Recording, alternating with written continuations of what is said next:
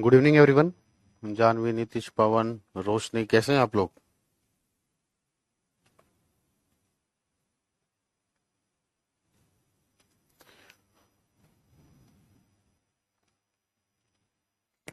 बेटा audio video सब clear है? जल्दी बताइए फिर स्टार्ट करते हैं।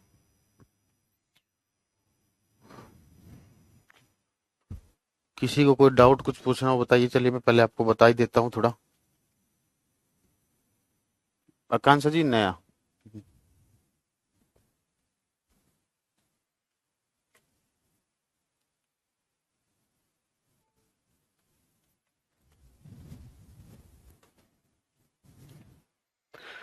देखिए बच्चों, नोट्स जो हैं वो 7 के 7 बनाने हैं। जिन कुछ बच्चों को बीच में खुजली होगी मैं पहले ही बता देता हूँ।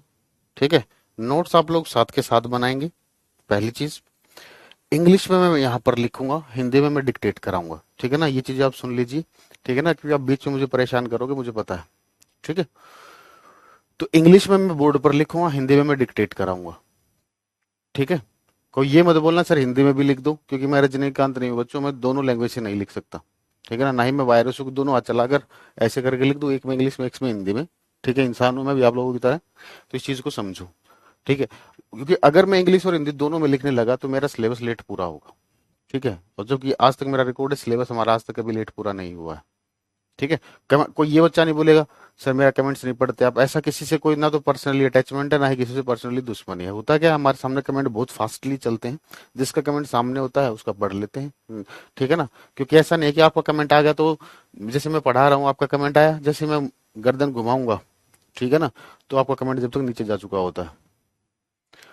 साइंस स्पेशल बैच में आरआरबी एलपी कवर हो जाएगा, बिल्कुल हो जाएगा। कोई दिक्कत नहीं है। वो तो 25 से स्टार्ट हो रहा है ना। हाँ, उसको तो आप, अब की बार मैंने वीओडी उसमें मैं चेक नहीं किया मैंने कौन सी वीओडी डली है। लेटेस्ट बैच की वीओडी डलवाएंगे उसमें। लेटेस्ट बैच में जो पढ़ाया है उसमें मैंने इंग्लिश हिंदी दोनों में लिखवाया है। ठीक है। दूसरा, आपको रेलवे के लिए भी तैयारी करनी है तो आप लोगों के लिए चीज बता देता हूँ। ठीक है। अभी देखो, आप लोगों ने फिजिक्स पढ़ी होगी, केमिस्ट्री भी वो भी हो जाएगी। ठीक है ना। अगर किसी बच्चे को थोड़ा सा मुझसे फिजिक्स पढ़ने की इच्छा हो तो बेटा मेरा यूट्यूब चैनल मैंने आप लोगों को बताया होगा, ये मेरा यूट्यूब चैनल है। तो मैंने इस पे फ्री कोर्स स्टार्ट कर रखा है। ठीक है ना, थ्योरी विद क्वेश्चंस। ठीक है ना, अभी थ्योरी चल रही है। ठीक है, अभी हमने वेव्स स्टार्ट किया है। वेव्स में हमारे 6 लेक्चर हो चुके हैं। ठीक है ना, साउंड को बहुत डिटेल में पढ़ाया है। ठीक है। तो वो जो बैच है वो उसमें आपको D triple S natural science के नाम से उसका थंबनेल मिलेगा इस यूट्यूब चैनल पर। ठीक है ना, यूट्यूब पर जो मिलेगा इस उसमें थंबनेल पर D triple S TGT natural science वगैरह कुछ लिखा होगा। ठीक है ना, आप उसको कर सकते हो क्योंकि क्लास 10th की साइंस उसमें पढ़ाई जाएगी। ठीक है ना, फ्री ऑफ कॉस्ट है। ठीक है ना, जिसको फिजिक्स मुझसे पढ़नी है, कुछ अच्छी चीजें सुननी देखनी है, तो आप एक बार पढ़ के देखना। ठीक है ना, आपको जितना आपको आता है उसकी नॉलेज आपको डबल हो जाएगी। आप सोचोगे अच्छा ऐसा भी हो सकता है। ठीक है। वीओडी बैच में 24 लेक्चर उस पर ना जाए। ठीक है ना, होता क्या है वो टाइमिंग उतनी होती है। ठीक है। ठीक है। हम मैं कह रहा हूँ जिसको तो पढ़ना हो तो मैंने बता दिया आपको। ठीक है, बाकी सर तो आपको पढ़ा ही रहे हैं, उसमें कोई दिक्कत है ही नहीं।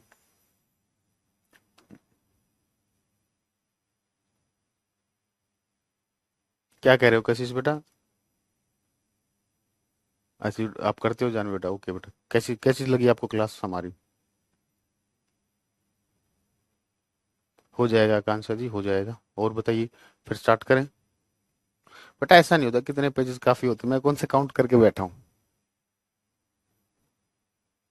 हाँ इसमें हाँ हो जाएगा। सीजीएल टारगेट 2 डिटेल में बता रहे हैं बेटा, सब हो जाएगा। कितने बैच पढ़ाएंगे मतलब?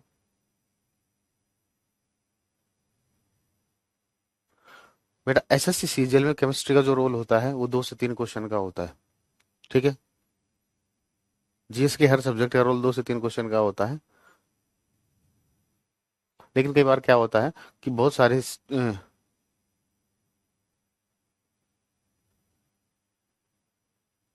ओके सागर बेटा, आप सारी क्लास देखते हो? अच्छा, जिस जिन बच्चों ने मेरी क्लास देखी है, तो कैसी रही क्लास?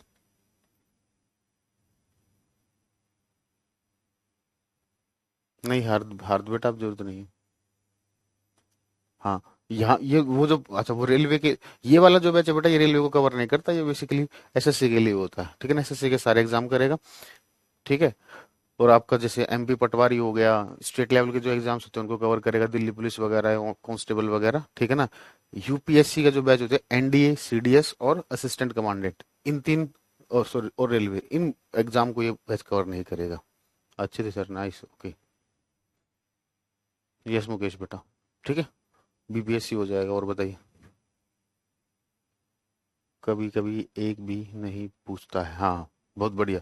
अब देखो, अभी किसी बच्चे ने कहा कभी कभी एक भी क्वेश्चन नहीं आता पेपर में, बिल्कुल सही बात है, मेरी बात सुनो। कई बार ऐसा होता है बेटा, पेपर बहुत सारे बनते हैं, ठीक है ना, तो एक दो सब्जेक्ट किसी पेपर में नहीं आता है। ये कोई नहीं कि ये ऐसा नहीं होता कि केमिस्ट्री नहीं आती, हर सब्जेक्ट के साथ होता है। किसी में हिस्ट्री नहीं आती, किसी में ज्योग्राफी नहीं आती, किसी में पॉलिटी नहीं आती, ठीक है।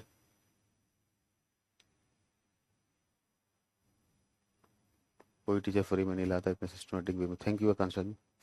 ठीक है, हाँ भाई, बिल्कुल मैंने प्रॉपर सिस्टमेटिक वे से पढ़ाया है ताकि बच्चों को कोई दिक्कत ना आए, ठीक है ना। तो कहने का मतलब ये होता है कि जीएस में आपको सारे सब्जेक्ट कवर करके जाएंगे, आप ऐसा रिस्क नहीं ले सकते कि आपने केमिस्ट्री छोड़ दी। कई बार ऐसा होता है पेपर में चार क्वेश्चन केमिस्ट्री के टकरा गए, वहीं पर आप बेहोश, है ना। ऐसे ही पढ़ाएंगे दिनेश जी, ठीक है। और ये मैं इंस्टाग्राम पे बता देता हूँ, क्योंकि बाद में बच्चे पूछते हैं, तो मैं आज ही क्लियर कर देता हूँ सारी चीजें, ठीक है ना। अब क्वेश्चन की प्रैक्टिस के लिए बोलते हैं बच्चे कि सर क्वेश्चन की प्रैक्टिस कहाँ से करें, ठीक है बेटा। तो इसी यूट्यूब चैनल पर बेटा मैंने क्वेश्चन की प्रैक्टिस करवा रखी है, ठीक है ना, और आगे भी करवाएंगे अभी, ठीक है ना, आपके पेपर से पहले और भी करवाएंगे, ठीक है ना। अब मैंने थोड़ा सा टाइम निकाल कर यूट्यूब पर काम करना शुरू कर दिया, ठीक है ना। और कोई बच्चा आपका, कोई मतलब कोई रिलेटिव है, कोई फ्रेंड है क्लास 12th में जिसने साइंस ली है, उसके लिए फ्री ऑफ कॉस्ट केमिस्ट्री की क्लास ले रहा हूँ इस यूट्यूब चैनल पर, ठीक है। बेटा रेलवे के लिए ये बैच नहीं है, ठीक है, ये मेरा इंस्टाग्राम आईडी है, ठीक है। अब स्टार्ट करें, चलिए। तो हेडिंग डाल लीजिए, हमारा चैप्टर है some important compounds, some important compounds, कुछ महत्वपूर्ण यौगिक। अच्छा हाँ, एक चीज और बता देता हूँ। पीरियोडिक टेबल जो है बेटा, पीरियोडिक टेबल देखो बैच में नहीं होगी, ये पीरियोडिक टेबल की क्लास मैं आपको बता देता हूँ, क्योंकि पीरियोडिक टेबल को मैंने बहुत तसल्ली से पढ़ाया है। बच्चों की बहुत रिक्वेस्ट होती है कि सर पीरियोडिक टेबल अच्छे से पढ़ाना, तो इसलिए मैंने क्या किया, पीरियोडिक टेबल की अपने यूट्यूब चैनल पर दो क्लासेस ली, ठीक है ना, part one part two, part one part two. तो ये दोनों क्लासेस आपको यहाँ से करनी है, क्योंकि ये जो क्लास है ये 7 घंटे 37 मिनट है विद क्वेश्चन थ्योरी, और ये है 3.5 घंटे। तो बेटा इतनी 11 घंटे एक टॉपिक को क्लास में पढ़ाना पॉसिबल नहीं है, ठीक है। हाँ जी आकांक्षा जी, ठीक है। तो ये सभी कर लें, जैसे आपको, जैसे मेरी क्लास सैटरडे को ही होती है बेटा, आप लोगों को पता होगा क्योंकि मेरी गवर्नमेंट जॉब है, ठीक है। मेरी छुट्टी सैटरडे को होती है, तो मैं सैटरडे को क्लास लेता हूँ, ठीक है। पढ़ लिया पूरा आपने, गुड, ठीक है ना। तो जैसे आपकी मेरी क्लास जिस दिन आपकी कोई छुट्टी हुई है, कल संडे है, आपकी क्लास नहीं है, तो 2 घंटे 3 घंटे थोड़ा थोड़ा करके पूरा इसको कवर कर लेना, ठीक है ना। चलिए अब स्टार्ट करते हैं बेटा। अब किसी को कोई डाउट नहीं रहना चाहिए, अब हम अपना स्टार्ट करते हैं। तो सम इम्पोर्टेंट कंपाउंड्स, कुछ महत्वपूर्ण यौगिक।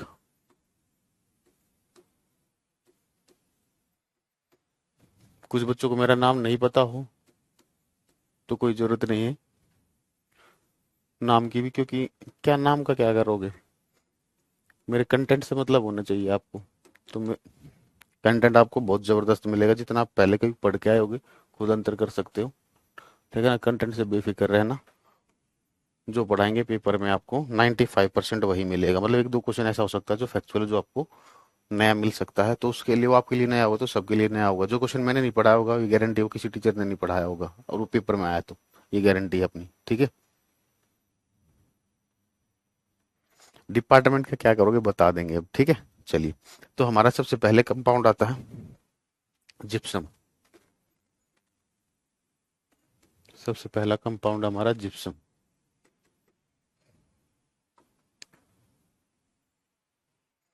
तो अगर हम जिप्सम के फॉर्मूले की बात करें,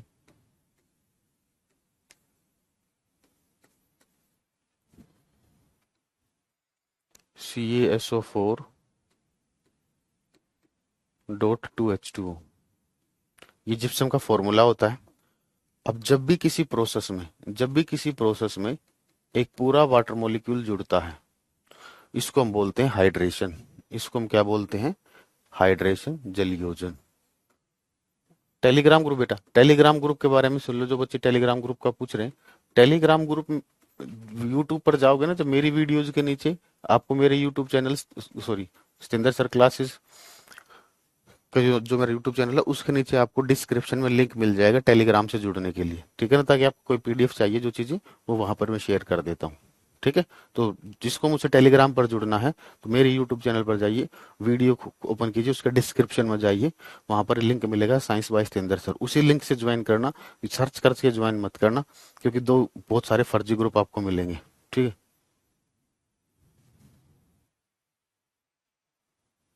सही रहेगा बिल्कुल बेटा, शाम 3 साल रहेंगे आपके पास, अभी आपने 12th की है, 3 साल रहेंगे आपके पास। ठीक है, आवाज नहीं आ रही है तो बेटा अपने फोन को से आवाज ठीक कर लीजिए। चलिए, ठीक है। हाँ जी, तो इसका केमिकल नेम अगर हमें लिखना है तो ये कैल्शियम है, SO4 को बोलते हैं हम सल्फेट, और H2 होता है हाइड्रेट, तो इसका नाम क्या हो जाएगा? Calcium sulphate. ये जो टू होता है, टू को हम क्या बोलते हैं? डाई बोलते हैं। H2O को बोलते हैं हम हाइड्रेट। क्या बोलते हैं H2O को हम? हाइड्रेट। Calcium sulphate dihydrate. ठीक है, और बेटा जितने भी मैंने कराए हैं शिवम, जितना भी आपको मन करे सारे इंपॉर्टेंट कराए हैं, ठीक है ना, जितने भी है आपके पास टाइम है तो सारे करने हैं, ठीक है ना, क्योंकि अगर मैं पर्टिकुलर ऐसा बोलूंगा तो फिर आप लोगों को अच्छा नहीं लगेगा, इसलिए। नहीं निकिता जी, क्लास स्टार्ट हुए 10 मिनट हो चुके हैं, 13 मिनट हो चुके क्लास स्टार्ट हुए। ठीक है, चलिए, अब इसका यूज कहाँ पर करते हैं देखिए, जिप्सम का यूज कहाँ पर होता है? सीमेंट के बारे में सभी ने सुना होगा। सीमेंट की एक प्रॉपर्टी होती है कि सीमेंट जैसे ही वाटर के कांटेक्ट में आती है, सीमेंट जैसे ही वाटर के कांटेक्ट में आती है, तो वो क्या होती है? हार्ड हो जाती है। क्या हो जाती है? हार्ड हो जाती है, ठीक है ना, कठोर हो जाती है। तो और सीमेंट हार्ड होने में जितना समय लेती है, इसको बोलते हैं हम सेटिंग टाइम। सीमेंट की बात हो रही है, कहीं और चले जाओ तुम, ठीक है ना, इसको हम क्या बोलते हैं? सेटिंग टाइम बोलते हैं। ठीक है, तो देखिए, अगर सीमेंट इंडस्ट्री में सीमेंट बनी, तो जो वाटर वेपर्स होते हैं वो एटमॉस्फेयर में हर जगह मिलेंगे आपको, हमारे सराउंडिंग एटमॉस्फेयर में वाटर वेपर्स होते हैं। ठीक है, तो सीमेंट जहां पर बन रही है उसके सराउंडिंग एटमॉस्फेयर में, उसके चारों तरफ जो वातावरण है उसमें भी वाटर वेपर होंगे, जल वाष्प होंगे। तो जैसे सीमेंट वाटर वेपर के कांटेक्ट में आएगी वो जम जाएगी, हार्ड हो जाएगी। और अगर सीमेंट वहां पर जम गई तो उसका क्या कोई बेनिफिट होगा? नहीं होगा, क्योंकि बेनिफिट तो हमें पहले चाहिए ना, हमें तो उसको, हमें जब हमारा मन करेगा जब हम उसे हार्ड कराएंगे। ठीक है, तो इस प्रॉब्लम से बचने के लिए क्या करते हैं हम? सीमेंट के अंदर जिप्सम को ऐड करते हैं, जिप्सम को हार्ड बनाने के लिए नहीं, ठीक है ना, जिप्सम को हम ऐड करते हैं। यस आकांक्षा जी, ठीक है। तो जिप्सम का क्या रोल होता है सीमेंट के अंदर? ये सीमेंट को जल्दी जमने से रोकता है, ठीक है ना। अब वो जो थोड़े बहुत वाटर वेपर सीमेंट के कांटेक्ट में आएंगे, उससे सीमेंट आपकी हार्ड नहीं होगी। तो इसका काम होता है इस सेटिंग टाइम को डिले कराना। ठीक है, तो लिखोगे, यह सीमेंट को यह सीमेंट को जल्दी जमने से रोकता है। It delays the setting time of it delays the setting time of cement. It delays the setting time of cement. यह सीमेंट को जल्दी जमने से रोकता है। हाँ जी सुजीत जी, यह सीमेंट को जल्दी जमने से रोकता है। यह सीमेंट को जल्दी जमने से रोकता है। यह सीमेंट को जल्दी जमने से रोकता है। ठीक है, दूसरा आता है बेटा प्लास्टर ऑफ पेरिस। जो सेकंड कंपाउंड आता है वो है हमारा plaster of Paris, POP, plaster of Paris, POP। अब प्लास्टर ऑफ पेरिस जो बनता है, ठीक है, वो किससे बनता है? वो जिप्सम से ही बनता है। देखो जिप्सम का हमारा फॉर्मूला क्या होता है? CaSO4 डॉट टू H2, ये हो गया हमारा जिप्सम। ठीक है, इसको हम हीट करते हैं। ठीक है ना, हमने क्या किया, इस स्ट्रक्चर को हीट किया। अब इसको हीट करने के दो तरीके हैं। एक तो हमने इसकी स्ट्रांगली हीटिंग की, ठीक है, और एक हमने इसको एक 100 डिग्री सेल्सियस टेम्परेचर पर हीट किया, 100 डिग्री सेल्सियस। ठीक है, तो 100 डिग्री सेल्सियस को आप क्या कर सकते हो, केल्विन में कन्वर्ट करोगे तो ये क्या हो जाएगा, 373 केल्विन हो जाएगा। क्या हो जाएगा, 373 केल्विन। तो मुझे एक बात बताओ, यहाँ पर जब, सॉरी, हाँ, इस स्ट्रक्चर को जब हम हीट करेंगे तो हीट करने से कहाँ पर चेंजेस हो सकते हैं बेटा, वाटर मॉलिक्यूल में चेंजेस हो सकते हैं। किस में चेंज हो सकते हैं, वाटर मॉलिक्यूल में। तो स्ट्रांगली हीटिंग का मतलब क्या है, इस स्ट्रक्चर को तब तक हीट करते रहना है जब तक ये सारे वाटर मॉलिक्यूल वेपर फॉर्म में कन्वर्ट ना हो जाए, सारे जल के अणु वाष्प में ना बदल जाए। तो अगर सारे वाष्प में बदल जाएंगे तो आपके पास क्या बन जाएगा, CaSO4। इसको बोलते हैं हम कैल्शियम सल्फेट। इसको हम क्या बोलते हैं, कैल्शियम सल्फेट। इसका एक नाम और होता है जिससे आपसे पेपर में क्वेश्चन पूछा जा सकता है, डेड बर्न्ट प्लास्टर। मरा हुआ जला हुआ, मरा और जला हुआ प्लास्टर। हिंदी में लिखना चाहो तो मरा हुआ जला हुआ प्लास्टर, मरा हुआ जला हुआ प्लास्टर। ठीक है, कितनी क्वांटिटी में मिलाते हैं बेटा, दो सीमेंट का, अगर सीमेंट की बात करें तो उसके अंदर 2 से 3% होता है, जिप्सम 2 से 3% होता है। ठीक है, अरे राहुल बेटा, शर्म नहीं आती क्या आपको, अपने पापा को भी ऐसे ही बोलते हो, घर वालों ने बोलने का तरीका नहीं सिखाया या आपने नहीं सीखा, मतलब आपके संस्कार ही खराब है। चलिए कोई बात नहीं, अब जैसा है, अब जैसा आपको इसे पता चल रहा है कि आपको क्या सिखाया जा रहा है, या आपको ढंग की चीजें नहीं सीखनी, आपको गलत डायरेक्शन में जाना है। चलो, तो जब हम इसको 100 डिग्री सेल्सियस पर हीट करेंगे तो क्या होता है इसमें, इसमें से ये जो दो वाटर मॉलिक्यूल हैं, इसमें से 3/2 वाटर मॉलिक्यूल बाहर चले जाएंगे, मतलब इवेपोरेट हो जाएंगे, और 1/2 वाटर मॉलिक्यूल बच जाएंगे। बेटा सिलेबस चिंता मत करो, सिलेबस बताने में मैं टाइम खराब नहीं करता कभी भी। ठीक है ना, सिलेबस जो मैं पढ़ाऊंगा पेपर आपका वहीं से मिलेगा आपको। ठीक है ना, CaSO4 dot half H2, CaSO4 dot half H2। तो ये जो स्ट्रक्चर आया है इसको बोलते हैं हम प्लास्टर ऑफ पेरिस। क्या बोलते हैं इसको हम, प्लास्टर ऑफ पेरिस, POP। इसका एक नाम और होता है, दूसरा नाम इसका क्या लिख सकते हैं, देखिए, ये है कैल्शियम, ये है सल्फेट। हाफ के लिए लिखते हैं हम हेमी, H2O के लिए लिखते हैं हम हाइड्रेट। ठीक है, हाफ को आप हेमी और सेमी भी लिख सकते हो। ठीक है ना, ठीक है, एक बच्चा बोल रहा है अद्धा, अद्धा नहीं मूर्ख हो, ठीक है, हाफ लिखना है। चलो, लिखोगे calcium sulphate, calcium sulphate, half को क्या बोलते हैं हम, हेमी भी बोल सकते हैं और सेमी भी बोल सकते हैं। और H2O के लिए मैंने अभी बताया क्या लिखोगे, हाइड्रेट। क्या लिखोगे H2O के लिए, हाइड्रेट। अब एक बात ध्यान से सुनना, अगर आप इस फॉर्मूले को ध्यान से देखते हो तो इस वाटर के आगे हाफ लगा हुआ है, आ, तो वाटर का जो मॉलिक्यूल है वो आधा होगा कभी।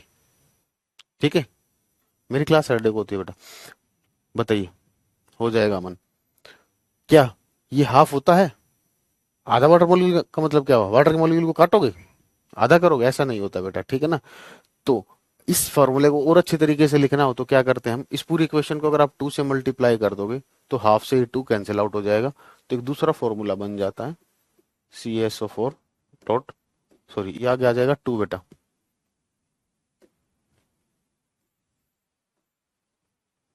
आगे आ जाएगा 2 और H2। ठीक है, तो दोनों में से कोई भी फॉर्मूला आपको देखने को मिल सकता है। ठीक है, अब इसका प्लास्टर ऑफ पेरिस का हम यूज कहाँ पर करते हैं, आप लोगों ने देखा होगा, दिवाली पर जब आप शॉपिंग करते हो तो भगवान गणेश की और माता लक्ष्मी की मूर्तियां लेके आते हो। ठीक है ना, तो मूर्तियां किसकी बनी होती है, प्लास्टर ऑफ पेरिस की। ठीक है ना, सारी नहीं कह रहा मैं, ठीक है ना, मैं ये कह रहा हूँ कि प्लास्टर ऑफ पेरिस का यूज मूर्तियां बनाने में भी किया जाता है। ठीक है ना, ओनली सैटरडे को क्यों होगी बेटा, थोड़ा टाइम से ज्वाइन करते हैं, सारी चीजें मैं एक्सप्लेन कर चुका हूँ। जो बच्चे लेट आए हैं उनसे रिक्वेस्ट है कि स्टार्टिंग में जो जो मैंने आपको बताया उस क्लास को दोबारा देख लें। ठीक है ना, अभी आगे बढ़ते हैं। ठीक है, हाँ जी, चलिए, दूसरा, जब हड्डियां वगैरह टूट जाती है, कोई क्रैक आ जाता है हड्डी में, ठीक है ना, तो हड्डियों को जोड़ने के लिए आप क्या कराते हो, प्लास्टर करता है, डॉक्टर प्लास्टर करता है। तो वो जो प्लास्टर होता है वो कुछ नहीं होता, वो क्या होता है आपका प्लास्टर ऑफ पेरिस ही होता है।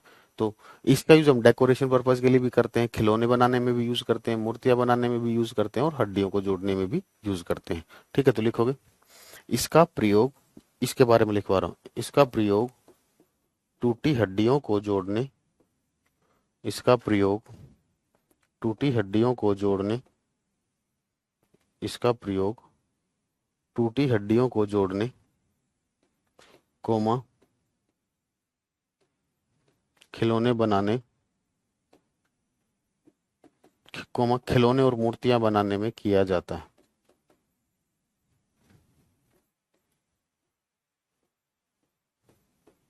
कोमा खिलौने और मूर्तियां बनाने में किया जाता है। कोमा खिलौने और मूर्तियां बनाने में किया जाता है। कोमा खिलौने और मूर्तियां बनाने में किया जाता है। कोमा खिलौने और मूर्तियां बनाने में किया जाता है। ठीक है, चलिए अब अगले कंपाउंड की तरफ बढ़ते हैं। कोमा खिलौने और मूर्तियां बनाने में किया जाता है।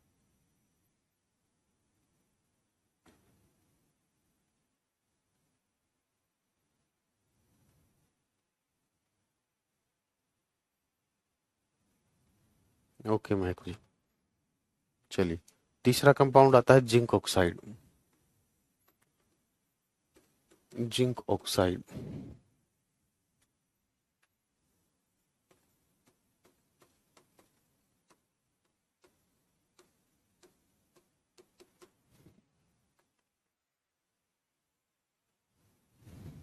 ठीक है।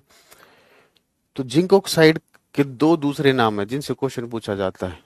तो जिंक ऑक्साइड को बेटा हम दो नाम से जानते हैं, ठीक है ना। वो नाम कौन कौन से हैं? एक तो होता है बेटा फिलोसफर वूल, हिंदी में भी इसको फिलोसफर वूल ही बोलते हैं। हिंदी में भी इसको क्या बोलते हैं? फिलोसफर वूल्स बोलते हैं। ठीक है, दूसरा इसको बोलते हैं फ्लावर ऑफ जिंक। दोनों में बेटा हिंदी में यही नाम मिलते हैं। कभी बोलो हिंदी में नाम बताओ सर, तो बेटा इन्हीं का हिंदी अनुवाद होकर पेपर में आता है। पर पेपर में आपसे पूछते हैं फिलोसफर वूल के नाम से हम किसको जानते हैं, ठीक है ना, फ्लावर ऑफ जिंक के नाम से किसको जानते हैं। ठीक है, अब इसका यूज करते हैं हम सनस्क्रीन बनाने में, ठीक है ना। जिप्सम का केमिकल नेम क्या है राहुल बेटा? अगली बार डिस्टर्ब मत करना, एक तो ना कोई नशा वसा करके आए हो आप। ठीक है, जिप्सम का केमिकल नेम की बात कर रहे हो, ये क्या था?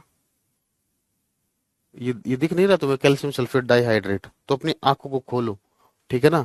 क्लास में आओ तो ऐसा नहीं कि व्हाट्सएप पर कोई मैसेज आया क्लास छोड़कर वहां पर चले गए और फिर आकर कमेंट कर दिया सर ये नहीं बताया आपने। ठीक है, मेरी क्लास कितने टाइम ड्यूरेशन की रहेगी? जितनी देर पढ़ा रहा हूँ बेटा वही मेरी क्लास रहेगी। ठीक है, इसका यूज कहाँ पर करते हैं हम? सनस्क्रीन बनाने में। ठीक है, एक मिनट रुकना बेटा। तो कृपया बेटा पढ़ाई पर ध्यान दे।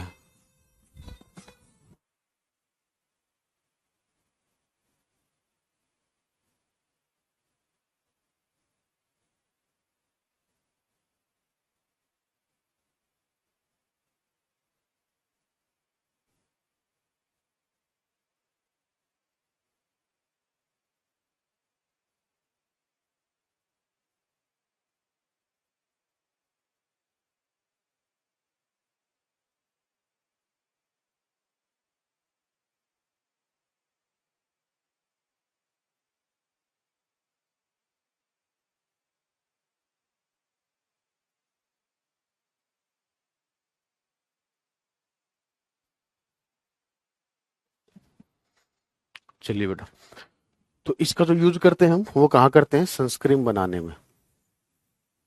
इसका यूज करते हैं हम सनस्क्रीन बनाने में। तो ये सनस्क्रीन करती क्या है बेटा? एक बार सनस्क्रीन के बारे में आप लोगों को पता होगा, ठीक है। हाँ, ठीक है।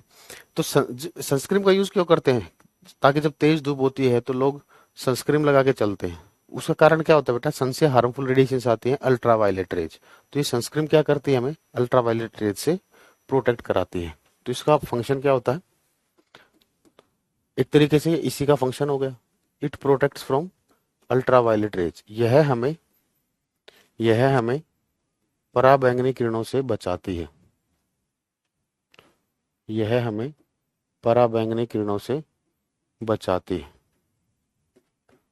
यह हमें पराबैंगनी किरणों से बचाती है। यह हमें पराबैंगनी किरणों से बचाती है। यह हमें पराबैंगनी किरणों से बचाती है। यहां तक किसी बच्चे को कोई डाउट बेटा?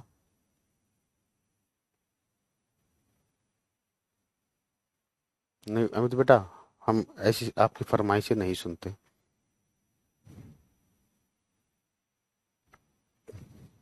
चलिए,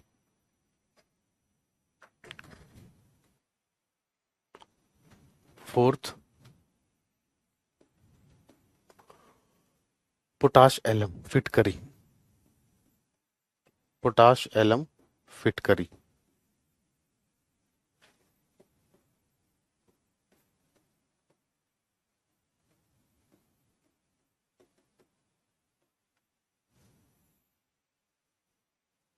तो पोटाश एलम जो होता है इसका फॉर्मूला क्या होता है?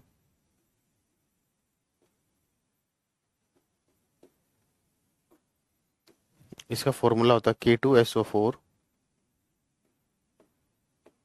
Al2SO4 का होल थ्राइस डॉट 24H2। ठीक है। तो पोटाश एलम का यूज कहां पर करते हैं हम? जब कट लग जाता है तो ब्लड निकलता है, ठीक है ना, तो ब्लड को रोकने के लिए हम पोटाशियम का यूज करते हैं, तो इसको बोलते हैं हम एंटीसेप्टिक। हिंदी में एंटीसेप्टिक, इंग्लिश हिंदी मीडियम वाले इसको एज इट इज लिख ले, क्योंकि अगर आपको मैं इसकी प्रॉपर हिंदी बताऊंगा तो देख लीजिए, अक्षय निरक्षक के रूप में। और ये ब्लड क्लोटिंग में कैसे काम करता है मैं आपको प्रॉपर तरीके से समझाऊंगा, देखना मजा आ जाएगा आपको।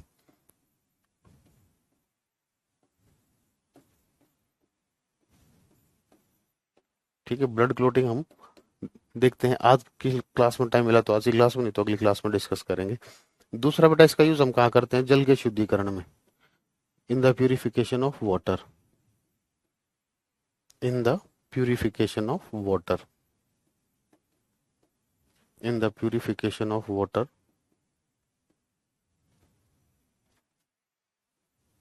जल के शुद्धिकरण में।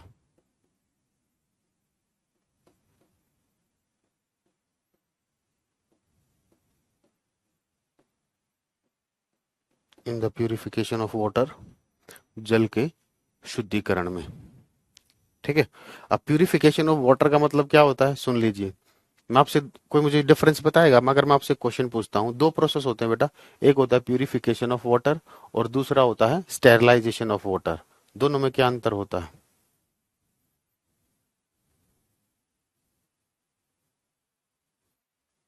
प्यूरिफिकेशन ऑफ वाटर और स्टेरलाइजेशन ऑफ वाटर में क्या मतलब होता है? यस मुकेश। हाँ जी, सुनिए बेटा, मैं बताता हूँ। देखिए, प्यूरिफिकेशन का मतलब होता है जल के अंदर से, वाटर के अंदर से सैंड, डस्ट, क्ले, ठीक है ना, सैंड है, रेत है पानी के अंदर, ठीक है ना, डस्ट वगैरह है, तो उसको हटाना। और स्टेरलाइजेशन ऑफ वाटर का मतलब होता है बेटा जल से कीटाणुओं को मारना।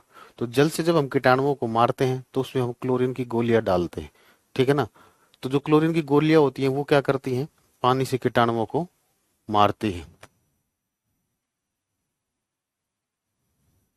ठीक है, सुनिए। तो प्यूरिफिकेशन का मतलब समझ आया? प्यूरिफिकेशन का मतलब क्या है? जल से क्या करना है? सैंड वगैरह, डस्ट वगैरह को रिमूव करना। तो अब जो दूसरा प्रोसेस आता है स्टेरलाइजेशन, इसका मतलब क्या होता है? पानी से कीटाणुओं को मारना। ठीक है। तो पानी से कीटाणुओं को मारने के लिए हम क्या करते हैं? उसके अंदर क्लोरीन की गोलियां डालते हैं। क्या करते हैं? क्लोरीन की गोलियां डालते हैं, ठीक है ना। तो ये क्लोरीन क्या करती है? क्लोरीन की गोलियों से क्लोरीन गैस निकलती है, और ये क्लोरीन गैस क्या करती है? पानी से कीटाणुओं को मारती है। और जो सब्सटेंस पानी से कीटाणुओं को मारते हैं उसको बोलते हैं हम डिसइंफेक्टेंट। क्या बोलते हैं उसको हम? डिसइंफेक्टेंट, पीड़कनाशी। और जल से कीटाणुओं को मारने का जो प्रोसेस है, प्रोसेस का नाम क्या होता है? Sterilisation of water. ठीक है। तो अब होता क्या है कि ये जो क्लोरीन गैस होती है, इसको नॉर्मली स्टोर कर पाना पॉसिबल नहीं है। क्लोरीन को डायरेक्ट क्लोरीन की फॉर्म में स्टोर करना इतना आसान नहीं है जितना आप लोगों को वैसे थ्योरेटिकल लग रहा होगा। तो हम क्या करते हैं? क्लोरीन को हम ब्लीचिंग पाउडर की फॉर्म में स्टोर करते हैं। क्लोरीन को हम किस फॉर्म में स्टोर करते हैं? ब्लीचिंग पाउडर की फॉर्म में। ये ब्लीचिंग पाउडर होता है, ध्यान से सुनना जो मैं बताने वाला हूँ। ठीक है ना। जो हमारी क्लोरीन होती है उसको किस फॉर्म में स्टोर किया जाता है, ब्लीचिंग पाउडर की फॉर्म में। ब्लीचिंग पाउडर का फॉर्मूला क्या होता है, CaOCl2। ब्लीचिंग पाउडर का क्या फॉर्मूला होता है, CaOCl2। ठीक है ना। तो अब होता क्या है, या तो आप डायरेक्ट पानी के अंदर क्लोरीन की गोलियां डाल दो, ठीक है, तब भी जल से कीटाणु मर जाएंगे। नहीं तो आप ब्लीचिंग पाउडर का यूज से भी कीटाणुओं को मार सकते हो। कैसे मार सकते हो, जैसे ही आप इसको पानी में डालोगे तो इन दोनों में रिएक्शन होगी, रिएक्शन होगी, ये बना देगा कैल्शियम हाइड्रोक्साइड और यहाँ से निकलेगी क्लोरीन गैस। तो ये जो क्लोरीन गैस होती है ये पानी के कीटाणुओं को मारती है। तो ये प्रोसेस होता है बेटा स्टेरिलाइजेशन ऑफ वाटर में। ठीक है राहुल बेटा, अगर आपने बकवास की तो मैं आपको ब्लॉक कर दूंगा, आप बहुत बड़े डैश हो। ठीक है, पूछ क्या रहे हो आप, हाइड्रोजन बॉन्डिंग क्या, हाइड्रोजन बॉन्डिंग क्या बताऊं मैं, टॉपिक क्या चल रहा है, आप पूछ क्या रहे हो। जो क्वेश्चन मुझसे पूछ रहे हो पहले एक बार अपनी क्लास अपने आप से तो पूछो। ठीक है, चलिए। तो नेक्स्ट कंपाउंड आएगा हमारा ब्लीचिंग पाउडर।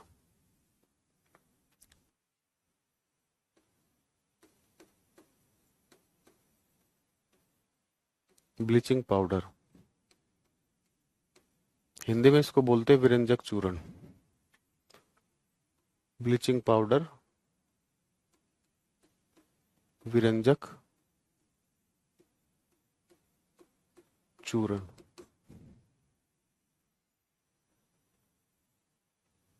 ठीक है, तो अगर हम इसके फॉर्मूले की बात करें, ब्लीचिंग पाउडर के फॉर्मूले की, तो ब्लीचिंग पाउडर का फॉर्मूला भी मैंने बताया था, ये होता है CaOCl2। ठीक है, अगर इसका केमिकल नेम लिखोगे तो ये क्या आ जाएगा, कैल्शियम ऑक्सी क्लोराइड। ठीक है।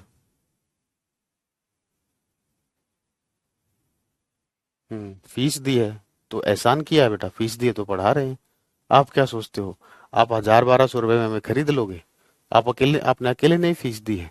अगर आपने फीस दी तो बेटा उसकी वैल्यू समझो। ठीक है ना, आपके पेरेंट्स जो हैं बहुत मेहनत से कमाते हैं। अभी आपको पता नहीं, जिस दिन पैसा कमाने लगोगे ना तब पता चलेगा कि पैसा कमाया कैसे जाता है। ठीक है, और आप उसको अपनी मस्ती में ऐसे ही उड़ा रहे हो। जो पढ़ा रहे हैं बेटा, ये आपने कोई 1000-1200 रुपए में ऐसा है क्या आपके हर क्वेश्चन का जवाब दिया जाएगा, या आपसे आप ये कोई होम ट्यूशन थोड़ी चल रहा है। ठीक है, होम ट्यूशन थोड़ी है कि जो आप बोलोगे मैं आपको बताऊंगा। मुझे सब बच्चों को देख के पढ़ाना है, और जो मैं पढ़ा रहा हूँ बेटा उसको पढ़िए। उसमें कोई डाउट आता है तो मुझसे पूछिए, वो मैं आपको बताऊंगा। ठीक है ना, आपके स्पेशली डाउट के लिए क्लास नहीं होता है। ठीक है ना, उसके लिए एक कैरियर विल पर एक डाउट सेक्शन का सेक्शन बना हुआ है। ठीक है ना, वहां पर जाकर अपना डाउट प्लेस कीजिए, जो भी आपको डाउट है। ठीक है, यहाँ से कोई डाउट आता है तो आप मुझसे पूछिए, हम आपको एक्सप्लेन करेंगे। ठीक है, तो बेटा देखो, दो चीजें होती है, एक आपको पढ़ना है, ठीक है, एक मस्ती करनी है। ठीक है ना, अगर आपको पढ़ना होगा ना तो मैं इतना बढ़िया पढ़ाता हूँ, मुझे अपने आप पर इतना यकीन है कि मेरा पढ़ाया हुआ मैक्सिमम बच्चों को समझ में आता है। ठीक है ना, और जिसको मेरा पढ़ाया हुआ भी समझ में नहीं आता ना, उसका जीवन में कुछ नहीं हो सकता। ठीक है, क्योंकि दो चीजें, दो तरीके होते हैं पढ़ाने के। कोई बात नहीं, कमेंट को इग्नोर नहीं होता बेटा, समझिए, कोई बात नहीं, थोड़ा बहुत सुन लीजिए, कभी आगे से नहीं करेंगे। नहीं तो मैं कमेंट बंद करके पढ़ा दिया करूँ, मुझे कोई दिक्कत नहीं। दो प्रकार के टीचर होते हैं, एक वो पढ़ाते हैं आसान आसान चीजें आपको पढ़ाएंगे जो आपको समझ में आएगा, लेकिन वो पेपर में नहीं आएगा। एक हमारे जैसे होते हैं, जो पेपर आता है उसके अकॉर्डिंग आपको पढ़ाया जाएगा। ठीक है ना, अब वो आपको टफ लगे चाहे इजी लगे, उससे कोई फर्क नहीं पड़ता, हम अपनी तरफ से अपना 100% देंगे। ठीक है, हमने एग्जाम निकाला है, ठीक है ना, तो हमें पता है कैसा पेपर आता है, कैसे अटेम्प्ट करना, हमने सारी चीजें बता रखी है। ठीक है, चलिए। तो ये ब्लीचिंग पाउडर हो गया, इसका केमिकल नेम लिखना है, तो ये क्या हो जाएगा बेटा, chemical name calcium oxychloride. Calcium oxy chloride, calcium oxy chloride. ठीक है, अब देखिए, ये वाला जो नाम होता है बेटा ये पेपर में नहीं आता, पेपर में इसका दूसरा नाम आता है। ठीक है, तो दूसरा नाम क्या होता है, वो होता है calcium oxy, calcium oxy chloride. Calcium oxy chloride क्या होता है, कैल्शियम ऑक्सी क्लोराइड। ठीक है, तो अभी मैंने बताया इसका यूज, ब्लीचिंग पाउडर का यूज कहाँ पर करते हैं हम, जल से कीटाणुओं को मारने में। तो जो सब्सटेंस जल से कीटाणुओं को मारते हैं उनको क्या बोलते हैं हम, डिसइंफेक्टेंट। ठीक है, क्या बोलते हैं, डिसइंफेक्टेंट। तो लिखोगे, जल से कीटाणुओं को मारने में जल से कीटाणुओं को मारने में इसका प्रयोग पीड़कनाशी के रूप में किया जाता है। जल से कीटाणुओं को मारने में इसका प्रयोग पीड़कनाशी के रूप में किया जाता है। पीड़कनाशी के रूप में किया जाता है। ठीक है, मैं बता भी देता हूँ। जैसे ब्लीचिंग पाउडर है, तो इसको हमने पानी में डाला, तो जैसे ही पानी में डाला तो कैल्शियम हाइड्रोक्साइड बना, और क्या रिलीज हुआ? क्लोरीन गैस रिलीज हुई। और ये क्लोरीन क्या करती है? पानी से कीटाणुओं को मारती है। ठीक है, चलिए बेटा, नेक्स्ट कंपाउंड आता है एप्सम सोल्ट। हिंदी में इसको हम एप्सम सोल्ट ही बोलते हैं, एप्सम लवण। सोल्ट को लवण बोलते हैं, एप्सम एप्सम। ठीक है, अब ये जो एप्सम सोल्ट होता है, इसका फॉर्मूला क्या होता है? MgSO4 MgSO4.7H2। ठीक है, अब इसका यूज कहां पर करते हैं? As a purgative. परगेटिव को हिंदी में बेटा परगेटिव ही बोला जाता है। आपको मेरी बात पर यकीन ना हो तो जब आप बुक्स में क्वेश्चन देखोगे तो आपको दिख जाएगा। तो पूछते परगेटिव के रूप में किसका यूज किया जाता है? एप्सम सोल्ट का। अब ये सर परगेटिव होता क्या है? अब सुनिए परगेटिव होता क्या है। जैसे कोई कट वगैरह लगता है या एक्सीडेंट वगैरह हो जाता है तो जनरली डेटोल का यूज करते हो ना, घाव वगैरह को साफ करने में। ठीक है ना, तो उन चीजों को बनाने में एप्सम सोल्ट का, तो मैं डिटोल नहीं कह रहा, जिन चीजों का यूज आप करते हो घाव वगैरह को साफ करने में, उनको हम बोलते हैं परगेटिव। परगेटिव किसे बोलते हैं? जो सब्सटेंस जिसको हम घाव वगैरह को चारों तरफ से साफ करने के लिए यूज करते हैं वो होता है परगेटिव। और उनको बनाने में किसका यूज होता है? एप्सम सोल्ट का। ठीक है, फर्स्ट नेम और सेकंड नेम, ओ सॉरी सॉरी बेटा, ये तो सेम ही लिख दिया, सॉरी सॉरी। दूसरा नाम होता है बेटा इसका कैल्शियम हाइपोक्लोराइट।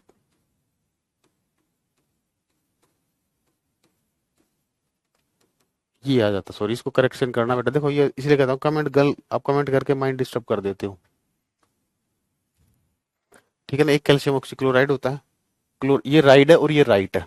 ठीक है, इसको करेक्शन कर लेना। और परगेटिव में लिख देता हूँ, परगेटिव का मतलब इन क्लीनिंग वाउंड्स, इन क्लीनिंग वाउंड्स, घाव को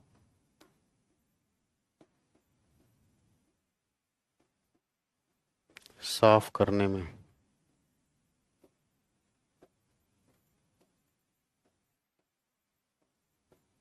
घाव को साफ करने में।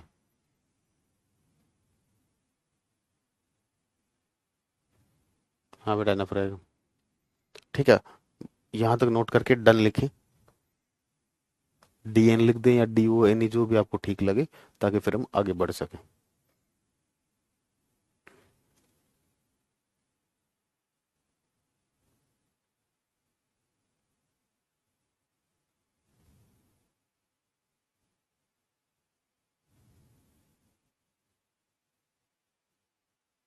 फिर नाम बेटा मुरारी।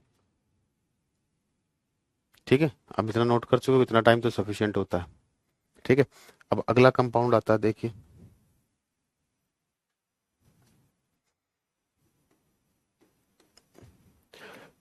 ये एक नाम है बेयर्स रिएजेंट। ये एक नाम है, ठीक है ना, बेयर्स रिएजेंट। हिंदी में इसको बोलते हैं बेयर्स अभिकर्मक। ठीक है, बेयर्स को हिंदी में बेयर्स ही बोलते हैं। तो बेयर्स रिएजेंट जो होता है किसे कहा जाता है? एल्कलाइन KMnO4 को बोलते हैं हम, एल्कलाइन KMnO4। इसको बोलते हैं बेयर्स रिएजेंट, क्षारीय। ठीक है, एक होती है बेटा रेड मेडिसिन। आपने देखा होगा बचपन में फुंसी वगैरह हो जाती थी तो उस पर लाल दवाई या नीले रंग की दवाई लगा देते थे। तो ये जो लाल दवाई होती है, ये लाल दवाई किसे बोलते थे हम? इस ये जो KMnO4 है, पोटेशियम परमैंगनेट। पोटेशियम पर मैग्नेट को ही क्या बोलते थे हम? लाल दवाई। लाल दवाई के अंदर क्या मिलता है? पोटेशियम पर मैग्नेट। ये नाम है, नाम की इंग्लिश और हिंदी सेम होती है, तो इसका फॉर्मूला हो गया KMnO4, पोटेशियम पर मैग्नेट।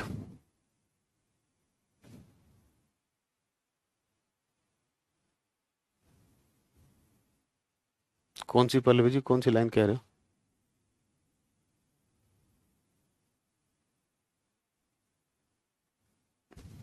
ठीक है, चलिए। एक होता है अल्कोहल ब्रीथ टेस्ट। जो लोग शराब पीकर गाड़ी चलाते हैं, तो जो ट्रैफिक पुलिस वाले होते हैं, वो एक सॉल्यूशन का यूज करते हैं पता लगाने के लिए किसने ड्रिंक की है या नहीं। तो अल्कोहल ब्रीथ टेस्ट में हम किसका यूज करते हैं बेटा? सल्फ्यूरिक एसिड और पोटेशियम डाइक्रोमेट। तो अल्कोहल ब्रीथ टेस्ट में किसका यूज किया जाता है? Potassium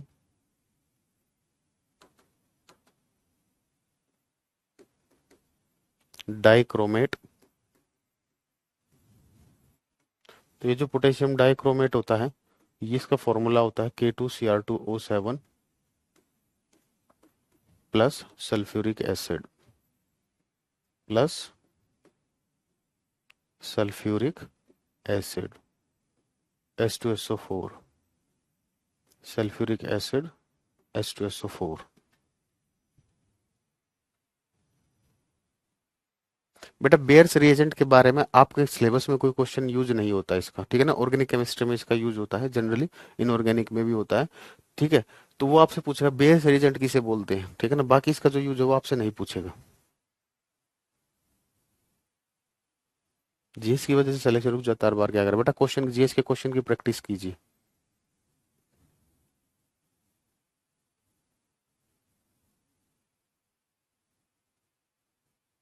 Your teacher is really brilliant. I'm able to solve all PKY, all PYQs. Thank you. Welcome बेटा शिवम।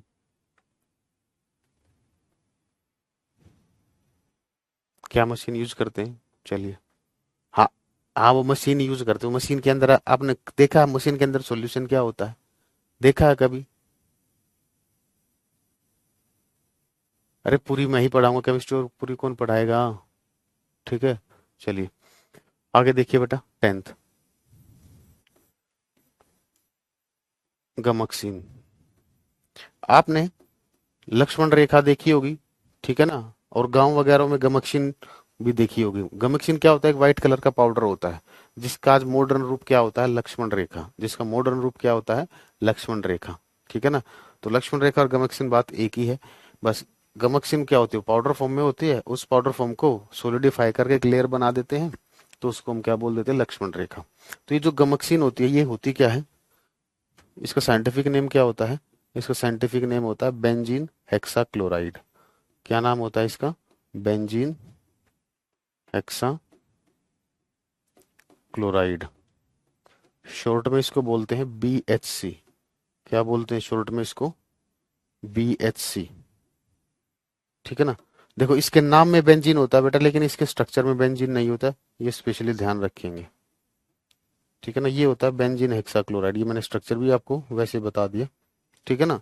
तो ये लक्ष्मण रेखा ही है। वो आपसे पूछेंगे गमक्सीन का नाम क्या होता है? BHC, बेंजीन हेक्साक्लोराइड, ठीक है। कंप्लेन करो, अरे जी भर के कंप्लेन करो बेटा राहुल, करो, क्या फर्क पड़ता है, करो। उल्टा मैं ही, आप कहते हो तो मैं ही ब्लॉक करवा देता हूँ आपको। मेरा राहुल, आपका जीवन में कुछ नहीं हो सकता है, तो ठीक है ना। क्योंकि आपको ये नहीं पता क्लास क्या चल रही है, आप पूछ क्या रहे हो, आपका खुद के माइंड पे कंट्रोल नहीं है, ठीक है। और ये धमकी किसी और को देना, हम इन धमकियों से नहीं डरते, ठीक है ना। जीएस के लिए स्ट्रेटजी बता दे बेटा। देखो स्ट्रेटजी के लिए सुन लीजिए आप लोग। जिस बच्चे को भी देखो, जिसने तैयारी शुरू की है या जो तैयारी कर रहा है, अच्छे से पढ़ाई भी करता है लेकिन फिर भी सिलेक्शन नहीं होता, तो जैसे मैंने तैयारी की थी, तो उसके लिए भी मैंने अपने यूट्यूब पर एक स्ट्रेटजी के नाम से वीडियो बना रखी है। तो जब भी मैं बैच स्टार्ट करता हूँ तो मैं बच्चों को बोलता हूँ, जिसको पढ़ने का तरीका नहीं पता कैसे पढ़ना चाहिए, ठीक है ना, कि हम किस तरीके से तैयारी करें कि हमारा एग्जाम 6 महीने में निकल जाए, ठीक है ना। तो उसके लिए भी बेटा मैंने स्ट्रेटजी डिस्कस कर रखी है 1 घंटे के लिए। 1 घंटे की वीडियो मिलेगी आपको, ठीक है ना। आपको सब्जेक्ट को कैसे पढ़ना चाहिए, जीएस को कैसे पढ़ना चाहिए, इंग्लिश को कैसे पढ़ना चाहिए, रीजनिंग को कैसे पढ़ना चाहिए, मैथ को कैसे पढ़ने चाहिए, वो मैंने सारी चीजें यहाँ पर डिस्कस कर दी ताकि हमारी क्लास डिस्टर्ब ना हो। बेटा राहुल यार, आप लोग मानोगे नहीं क्या, मैं ब्लॉक ही करवा दूं क्या? फीस दी मैंने आपको एक्सप्लेन कर चुका हूँ। फीस दी तो क्या एहसान किया क्या मुझ पर? फीस दी तो बेटा आपने अपनी पढ़ाई के लिए दी, अपने फ्यूचर के लिए दी है। हम आपके पास गए थे फीस मांगने। आपका कोई डाउट, आपने अभी तक जो पूछा कोई रेलिवेंट डाउट है आपका? आपने पूछा हाइड्रोजन बॉन्डिंग, क्या पूछना हाइड्रोजन बॉन्डिंग में बताइए। फ्लोरीन ऑक्सीजन नाइट्रोजन ये हाइड्रोजन बॉन्डिंग शो करते हैं। ठीक है। अब हाइड्रोजन बॉन्डिंग जो होता है वैन डर वाल फोर्स है, क्या पूछना चाहते हो आप हाइड्रोजन बॉन्डिंग के बारे में बताइए। बेटा अलबास 18 घंटे पढ़ने की जरूरत नहीं है बेटा, इतना मत पढ़ो। बेटा आपको यूट्यूब चैनल बच्चों, मैंने अभी जो स्टार्टिंग में लेट आए हैं अभी मैंने बताया था, ये मेरा यूट्यूब चैनल था। ठीक है, तो स्टार्टिंग की वीडियो को जो जो लेट आए हैं वो जरूर देखें। ठीक है ना। मैंने आपको ये भी बताया कुछ टॉपिक्स आपको यहाँ से कवर करने हैं, पीरियोडिक टेबल का जैसे। ठीक है ना, क्वेश्चन की प्रैक्टिस आपको यहाँ से करनी है।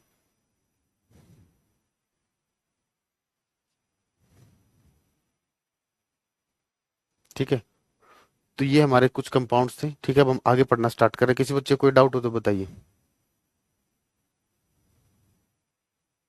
ठीक है, किसको भी स्ट्रेटजी जो देखनी है वो सारी चीजें मैंने बता दी हैं। ठीक है ना, क्योंकि उन चीजों के लिए मैं नहीं चाहता कि मेरी क्लास में टाइम खराब हो, इसीलिए मेरा सिलेबस स्मूथली पूरा होता है। ठीक है, मैंने मतलब जो बच्चे का जो डाउट वाला सेक्शन होता है मैंने उसके लिए अलग से बता रखा है।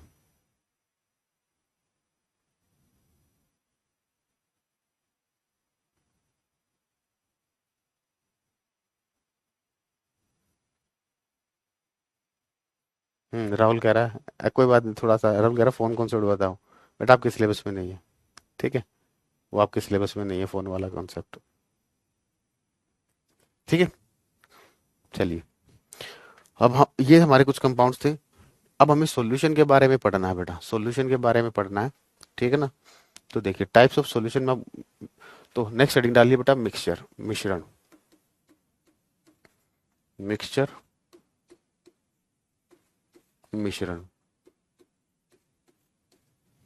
ठीक है। अब मिक्सचर जो होते हैं देख दो तरीके के होते हैं बेटा मिक्सचर। एक होते हैं होमोजीनियस मिक्सचर, समांगी मिश्रण।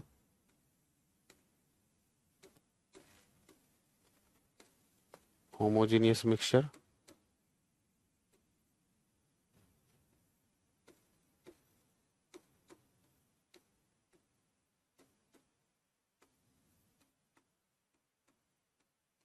और दूसरे होते हैं हेटेरोजीनियस मिक्सचर।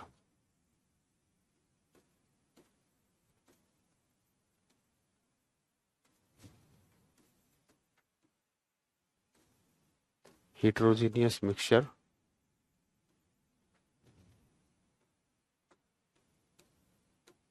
विषमांगी मिश्रण।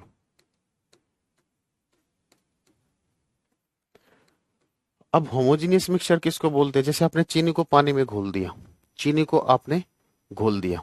ठीक है ना।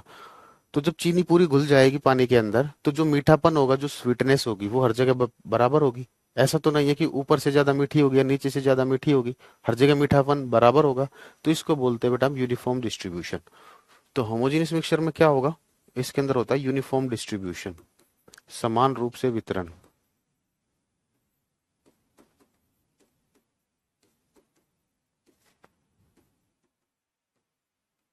यूनिफॉर्म डिस्ट्रीब्यूशन,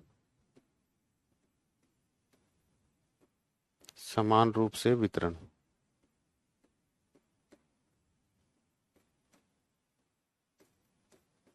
ठीक है। और हेट्रोजीनियस क्या होता है बेटा, जिसमें नॉन यूनिफॉर्म डिस्ट्रीब्यूशन होगा। जैसे रेत को आपने पानी में डाल दिया, क्या किया, रेत को पानी में डाल दिया। तो जब रेत को पानी में डाल दोगे तो जो रेत होता है वो हर जगह एक जैसा नहीं होता। रेत जो होता है वो हर जगह एक जैसा नहीं होता। तो उसको बोलते हैं हम नॉन यूनिफॉर्म डिस्ट्रीब्यूशन, असमान रूप से वितरण, असमान रूप से वितरण।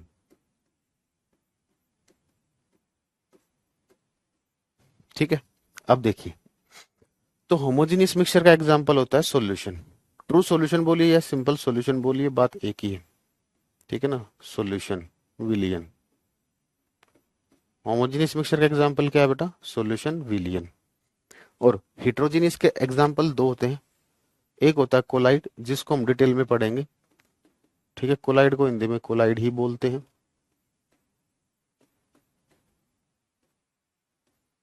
और दूसरा होता है आपका सस्पेंशन निलंबन। तो इन तीनों में से जो हमें डिटेल में पढ़ना है वो है कोलाइड, लेकिन इनके बारे में डेफिनेशन क्या होती है वो मैं आपको बताऊंगा, बेफिक्र रहें, बेसिक्स आप सबके पता होने चाहिए। अब देखिए बेटा, सॉल्यूशन के अंदर दो कंपोनेंट आपने पढ़े होंगे, ठीक है ना? सॉल्यूशन के लिए आपने दो कंपोनेंट पढ़े होंगे। सॉल्यूशन के अंदर कौन से दो कंपोनेंट होते हैं? एक होता है सोल्यूट, दूसरा होता है सॉल्वेंट।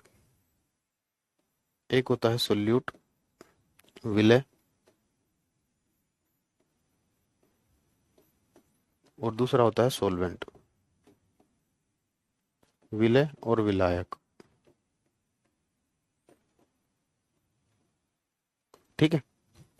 अब देखिए, अगर मैं आपसे पूछता हूँ सोल्यूट और सोल्यूट सॉल्वेंट की डेफिनेशन बताइए, तो जनरली आप जो डेफिनेशन पढ़ते हो वो कंप्लीट रूप से सही नहीं है। आप ये बोलते हो सोल्यूट वो होता है जिसका अमाउंट कम होता है, और सॉल्वेंट वो होता है जिसका अमाउंट ज्यादा होता है, यही पढ़ा है, ठीक है ना?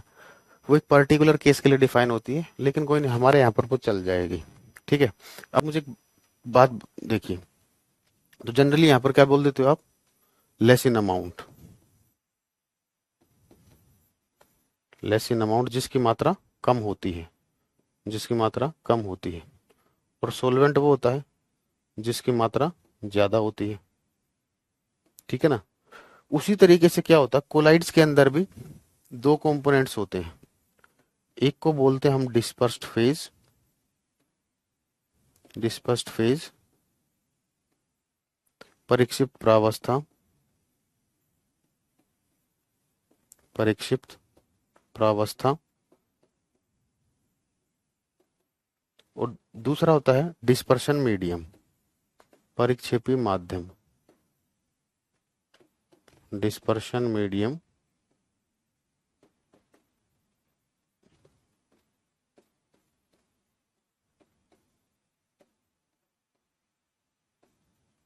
परिक्षेपी माध्यम, ठीक है। अब जो काम सॉल्यूशन के अंदर, जो काम सॉल्यूशन के अंदर सोल्यूट करता है, वही काम कोलाइड के अंदर कौन करता है? Dispersed phase. तो डिस्पर्स्ड फेज, बस नाम बदल गया बेटा, चीज वही है, ठीक है ना? जो सोल्यूट होता है वही डिस्पर्स्ड फेज होती है, बस सोल्यूट जो टर्म होती है वो सॉल्यूशन में यूज होती है, और जो डिस्पर्स्ड फेज टर्म है वो कोलाइड में यूज होती है, ठीक है। इतना नोट कीजिए, भी आगे बात करेंगे। जिसकी मात्रा ज्यादा होती है, ठीक है, इसको नोट कीजिए जल्दी। अमाउंट का नहीं पता, अमाउंट क्या होता है पुष्पा जी? क्या बताएं अब आप? मात्रा, अमाउंट का मतलब मात्रा।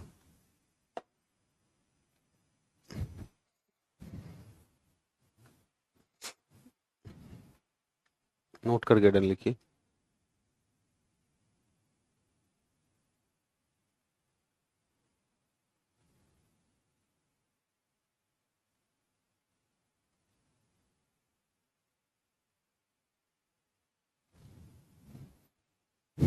ओके, ओके, सरदार जी के नाम से ओके।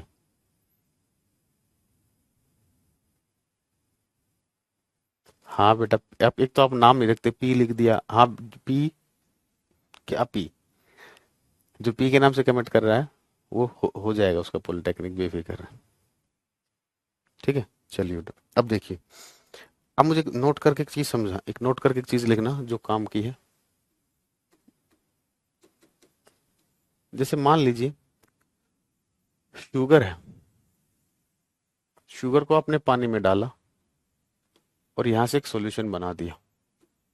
क्या कर दिया? एक सॉल्यूशन बना दिया, ठीक है। तो यहाँ पर सोल्यूट कौन होता है? विलय कौन होता है? शुगर आपकी सोल्यूट होती है। और ये जो सोल्यूट है, यहाँ पर इसकी फिजिकल स्टेट क्या है, ये इसकी भौतिक अवस्था क्या है? सॉलिड है, ठीक है। H2O यहाँ पर किसकी तरह काम करेगा? सोलवेंट की तरह काम करेगा, विलायक की तरह काम करेगा,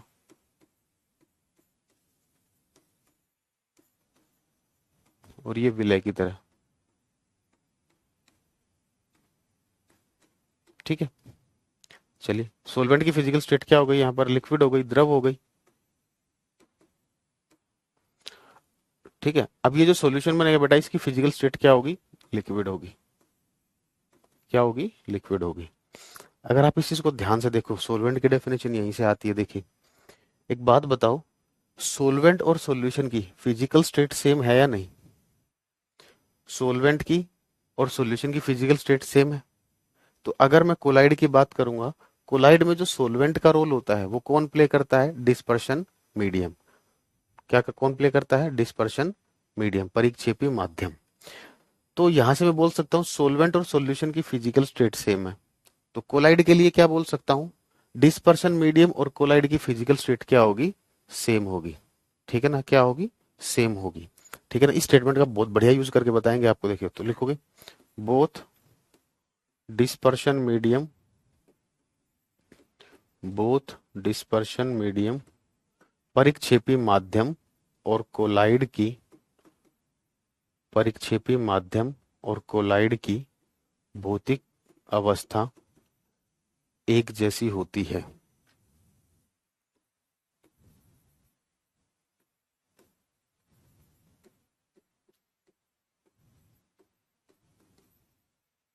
परिक्षेपी माध्यम और कोलाइड की भौतिक अवस्था एक जैसी होती है। सुमन बेटा, डीपली पढ़ाना है, मतलब जो आपका सिलेबस है वही तो पढ़ाएंगे। डीपली कौन सा है? आप आपको 11वीं 12वीं की साइंस पढ़ा देंगे। आप पढ़ने आए हो, आप एग्जाम निकालने आए हो, पीएचडी करने नहीं आए। आधे बच्चों का सिलेक्शन इसलिए नहीं होता, वो सब्जेक्ट पर पीएचडी करने लग जाते हैं। उन्हें ये नहीं पता क्या नहीं पढ़ना है, वो उसको भी पढ़ लेते हैं। ठीक है, तो प्लीज हमें ज्ञान ना दे। ठीक है, हमें पढ़ाते हुए 14 साल हो चुके हैं, और ये वाला जो एसएससी वाला जो सेगमेंट है, इसको पढ़ाते हुए करीब हो गए हैं 7-8 साल। ठीक है,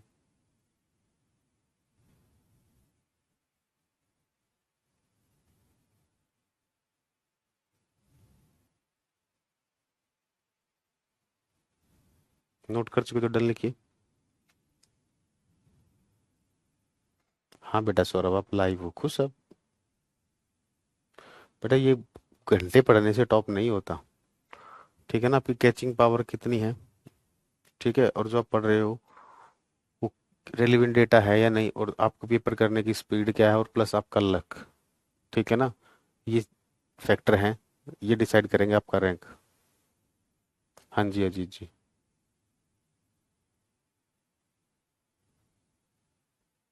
ठीक है, चलिए। अब बेटा देखो, अब मैं इन सॉल्यूशंस, कोलाइड और मिक्सचर, सॉरी सस्पेंशन की डेफिनेशन लिखने जा रहा हूँ। देखिए, यहां पर लिखा मैंने ट्रू सॉल्यूशन,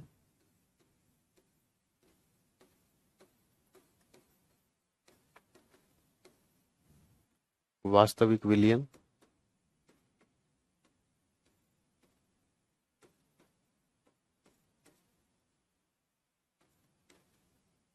ठीक है। दूसरा होता है बेटा कोलाइड, कोलाइड को हिंदी में हम कोलाइड ही बोलते हैं।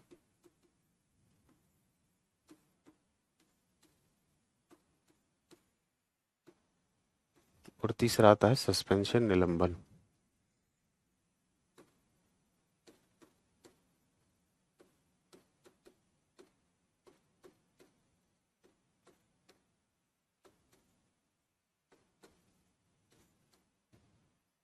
तीसरा आता हमारा सस्पेंशन निलंबन। तो इनको जो डिफाइन किया जाता है वो पार्टिकल साइज के बेसिस पर किया जाता है। किस पर किया जाता है? पार्टिकल साइज के बेसिस पर, कणों के आकार के आधार पर।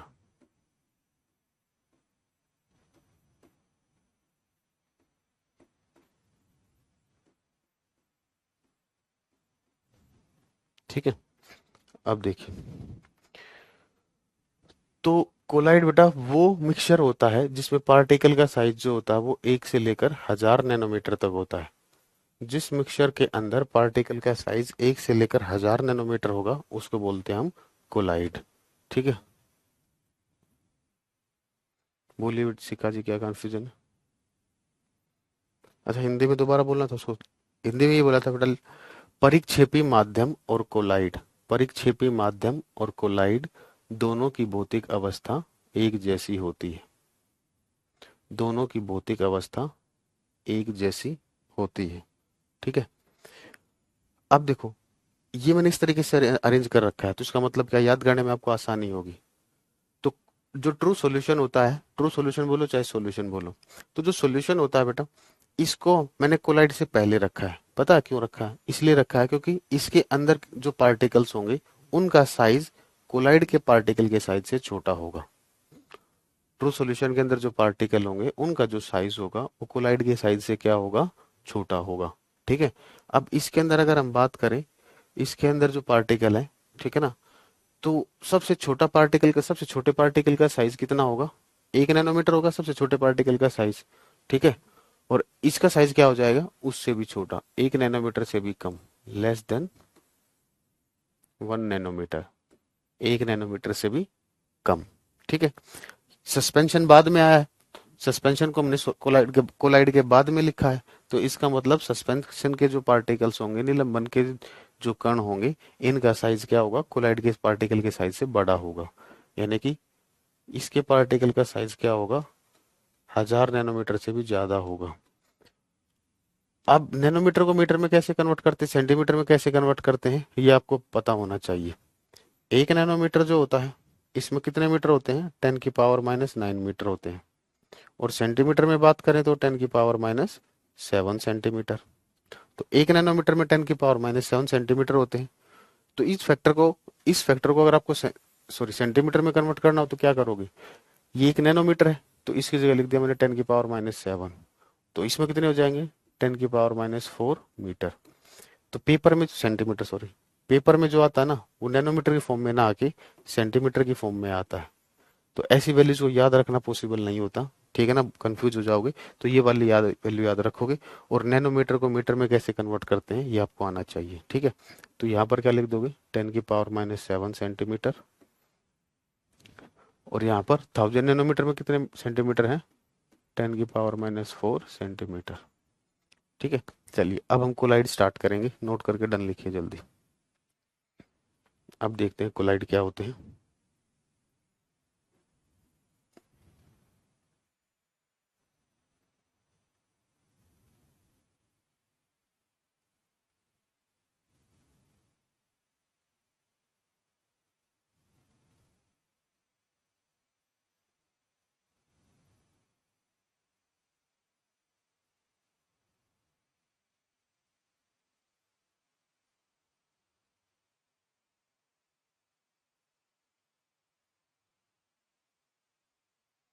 बेटा आईटीआई तो एक डिप्लोमा होता है और बीटेक एक डिग्री होती है। ठीक है, चलिए हेडिंग डालिए, टाइप्स ऑफ कोलाइड। मैं हेडिंग नहीं डाल रहा हूँ, आप लोग हेडिंग डाल लीजिए, टाइप्स ऑफ कोलाइड, कोलाइड के प्रकार, टाइप्स ऑफ कोलाइड, कोलाइड के प्रकार। 9 रोज बना लेंगे, टाइप्स ऑफ कोलाइड, कोलाइड के प्रकार।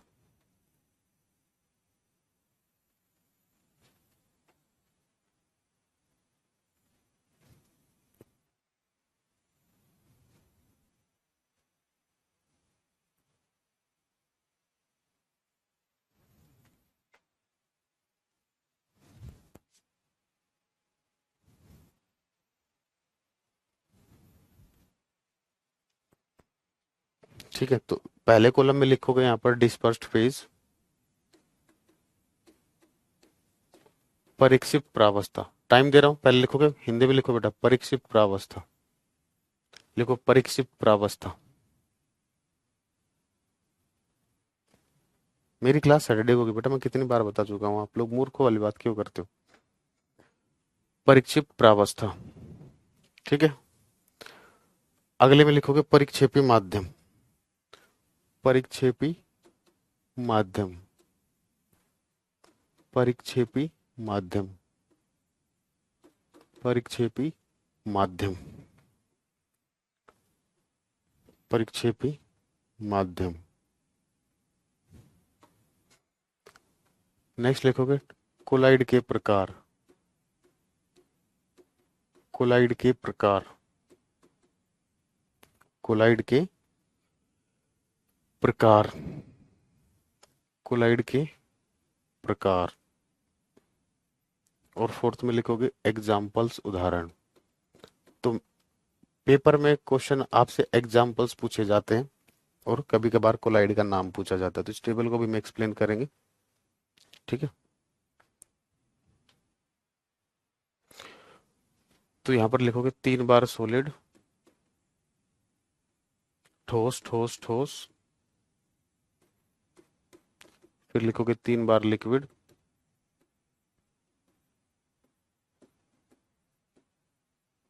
और 2 बार गैस।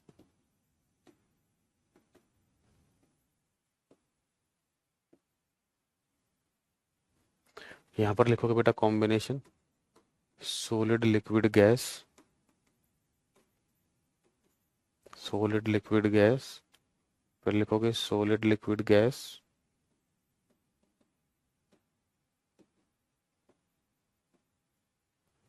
फिर आएगा सॉलिड लिक्विड।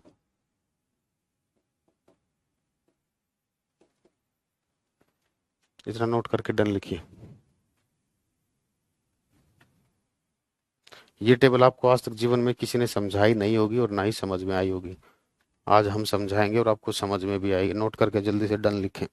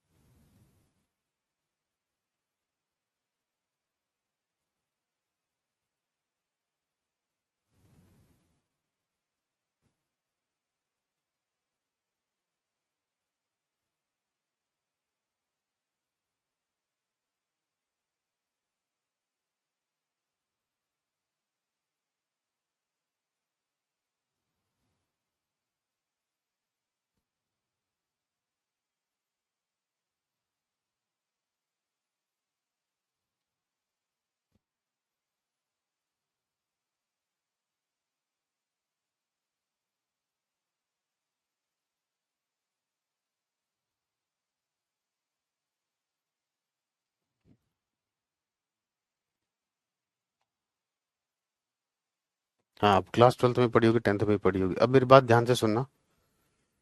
जब दोनों चीजें सॉलिड होती हैं, देखो डिस्पर्शन मीडियम यहाँ पर सॉलिड आया तो इसके नाम में सॉलिड आएगा, डिस्पर्शन मीडियम सॉलिड आया इसके नाम में सॉलिड आएगा, ठीक है। इसको बोलते हैं हम, जब डिस्पर्स फेज और डिस्पर्शन मीडियम दोनों सॉलिड होते हैं तो इसको बोलते हैं हम सॉलिड सोल, और इसको बोलते हैं हम सॉलिड फॉर्म। एग्जाम्पल समझाऊंगा, अभी बेफिक्र है। पहले याद करने का तरीका सुन लीजिए। जब डिस्पर्शन मीडियम गैस होगा, यहाँ डिस्पर्शन मीडियम गैस है बेटा और यहाँ भी डिस्पर्शन मीडियम गैस है, तो जब डिस्पर्शन मीडियम गैस होता है तो इसको बोलते हैं हम एरोसोल। याद करने का तरीका, एरो का मतलब एयर, एक तरीके से इस तरीके से याद कर सकते हो, एरो कुछ एयर जैसा ही लग रहा है, और एयर की फिजिकल स्टेट क्या होती है, गैस। तो जब डिस्पर्शन मीडियम गैस होगा तो उसको लाइट को हम क्या बोलते हैं, एरोसोल बोलते हैं। सबसे इंपॉर्टेंट आता है ये वाला, जब डिस्पर्स्ड फेज और डिस्पर्शन मीडियम दोनों लिक्विड होते हैं तो इसको हम क्या बोलते हैं, इसको हम बोलते हैं एमल्शन। इसको हम क्या बोलते हैं, एमल्शन बोलते हैं, पायस बोलते हैं। क्या बोलते हैं इसको हम, एमल्शन बोलते हैं, पायस बोलते हैं, ठीक है। लिक्विड इन सॉलिड को बोला जाता है बेटा जेल, इसको सिंपली बोलते हैं सोल, ठीक है, और ये बोला जाता है फोम। आप इतना बना लीजिए, डन लिखिए, ठीक है ना। फिर हम आपको एग्जाम्पल अब समझाते हैं। जो एग्जाम्पल पेपर में क्वेश्चन कैसे आता है, एक तो क्वेश्चन ये आएगा, आपसे पूछ लेंगे कि डिस्पर्स्ड फेज लिक्विड है और डिस्पर्शन मीडियम लिक्विड, जब दोनों लिक्विड होते हैं तो उस कोलाइड को हम क्या बोलते हैं, एमल्शन बोलते हैं। क्या बोलते हैं, एमल्शन बोलते हैं, ठीक है। पूछ लेगा जेल किसे बोलते हैं, जेल वो कोलाइड होता है जिसके अंदर डिस्पर्स फेज लिक्विड होती है, डिस्पर्शन मीडियम सॉलिड होता है, ठीक है। जल्दी कीजिए बेटा, बहुत बढ़िया चीज समझानी है जो आपको आज तक समझ नहीं आई होगी।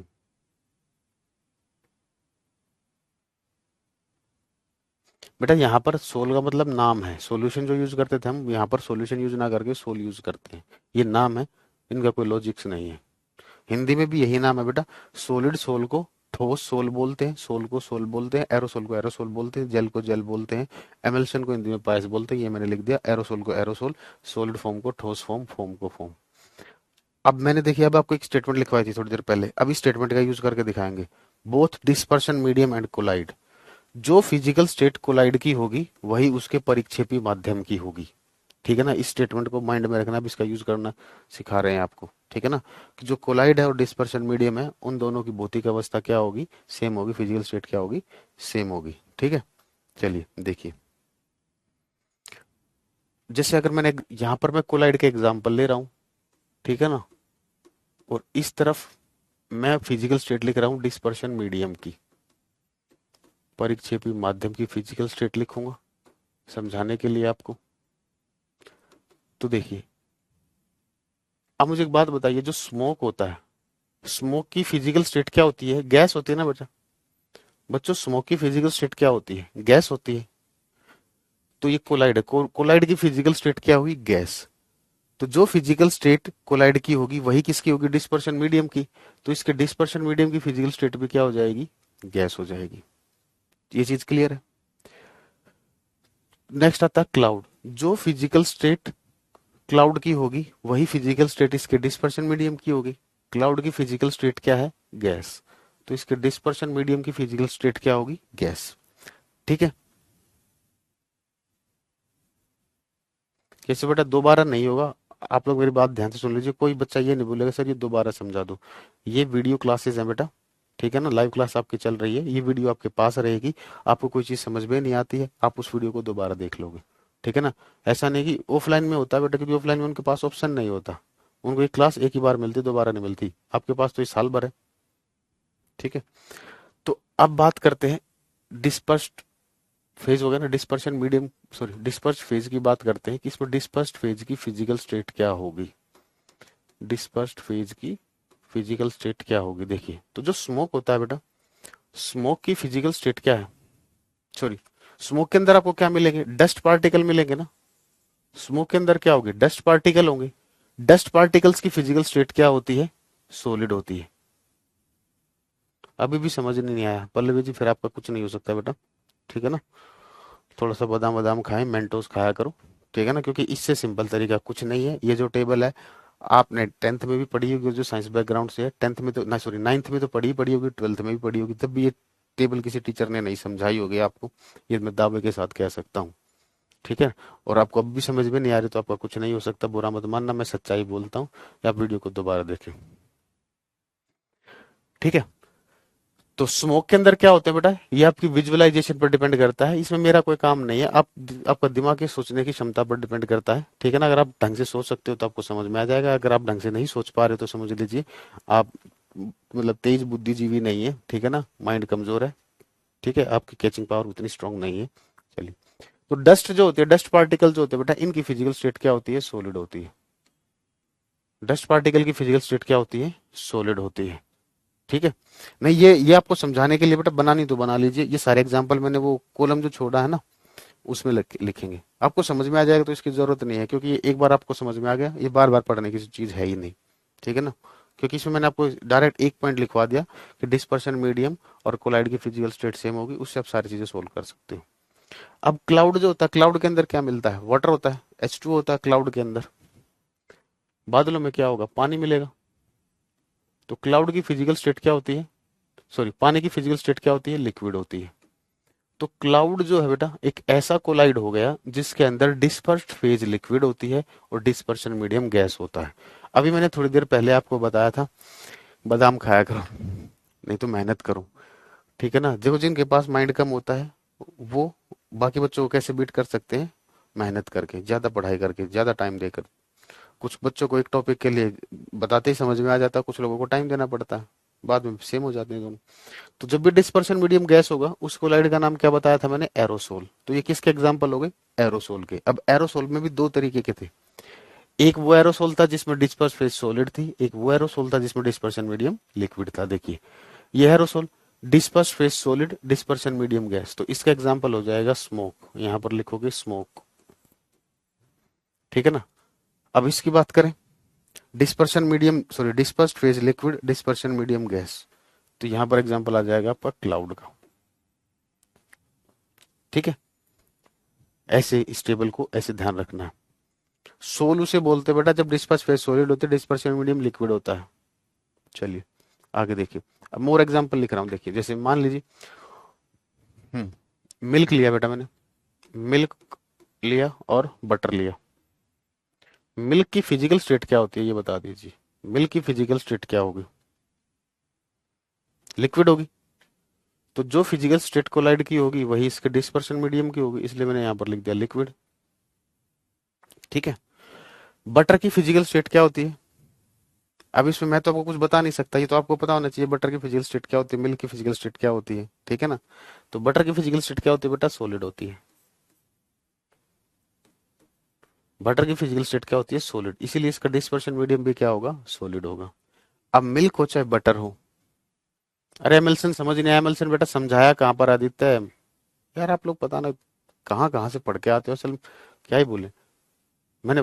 एमल्सन उसको बोलते हैं जब डिस्पर्स फेज और डिस्पर्शन मीडियम दोनों लिक्विड होती हैं। ठीक है ना। ये अब ये डेफिनेशन आपको याद करनी है, इसमें समझना क्या है। अब मिल्क और बटर के अंदर क्या होते हैं? दोनों के अंदर फैट्स होते हैं।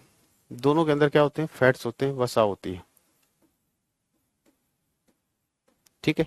और फैट्स की स्टेट क्या होती है बेटा? फिजिकल स्टेट यहाँ पर लिक्विड होती है। क्या होती है? लिक्विड होती है। ठीक है। तो मिल्क के अंदर देख रहे हो डिस्पर्स फेज भी लिक्विड है, क्योंकि उसके अंदर फैट्स होते हैं। ठीक है ना। सॉरी, डिस्पर्स फेज भी लिक्विड और डिस्पर्शन मीडियम भी लिक्विड। बटर के अंदर dispersed phase liquid, dispersion medium solid. ठीक है। तो यहाँ पर एमल्शन का एग्जांपल हो गया एक मिल्क आपका, और दूसरा एग्जांपल हो गया ब्लड। दूसरा एग्जांपल क्या हो गया? ब्लड। और जेल का एग्जांपल हो गया बेटा बटर। ठीक है। अब आगे देखिए, अगर मैं आपसे पूछता हूं रबड़, रबड़ तीन एग्जांपल एक साथ बताता हूं, रबड़, जेमस्टोन और मड। मड किसका कॉम्बिनेशन होता है बेटा? मड का मतलब क्या होता है? Sand plus water. मड का मतलब क्या होता है? सैंड प्लस वाटर, कीचड़। ठीक है। रबड़ की फिजिकल स्टेट क्या होगी जल्दी से बताइए। अच्छा, फिजिकल क्या है सर? बेटा भौतिक अवस्था, फिजिकल स्टेट, भौतिक अवस्था। ठीक है ना। 5 स्टेट्स ऑफ मैटर होती है। ठीक है ना। रबड़ की फिजिकल स्टेट क्या होती है? सॉलिड। तो इसका डिस्पर्शन मीडियम भी क्या होगा? सॉलिड। ठीक है। जेमस्टोन, जेमस्टोन की फिजिकल स्टेट क्या है? सॉलिड स्टोन है। जेमस्टोन किसे बोलते हैं? राशि वाली अंगूठियां, जो महंगे रत्न होते हैं ना, जैसे नीलम हो गया आपका, पुखराज हो गया, ठीक है, पन्ना हो गया। ठीक है ना। तो उनके अंदर क्या होता है बेटा? कलर होता है। तो ये जो महंगे रत्न होते हैं इनको बोलते हैं हम जेमस्टोन। तो ये जो रत्न होते हैं ये किस स्टेट में होते हैं? सॉलिड स्टेट में होते हैं। अब अगर आप सैंड को पानी में डालोगे, देखिए, सैंड को आपको पानी में डालोगे तो जो चीज बन रही है, जो मिक्सचर बन रहा है, उसकी फिजिकल स्टेट क्या होगी बेटा? क्या होगी? लिक्विड।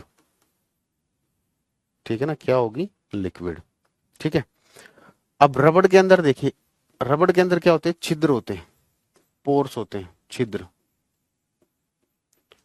और पोर्स के अंदर क्या मिलेगी? एयर मिलेगी। और एयर की फिजिकल स्टेट क्या होती है? गैस। ठीक है। तो रबड़ एक ऐसा कोलाइड हो गया जिसमें डिस्पर्स्ड फेज होती है गैस और डिस्पर्शन मीडियम होता है solid. Disperse phase gas, dispersion medium solid. तो ये एग्जांपल आ गया रबड़ यहाँ पर।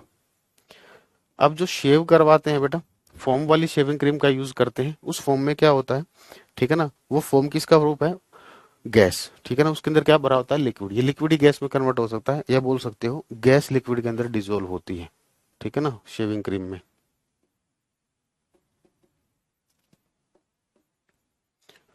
कंचे खेली है? कंचे, हाँ सर खेली है। गर्ल्स ने भी खेली है, हाँ सर खेली है।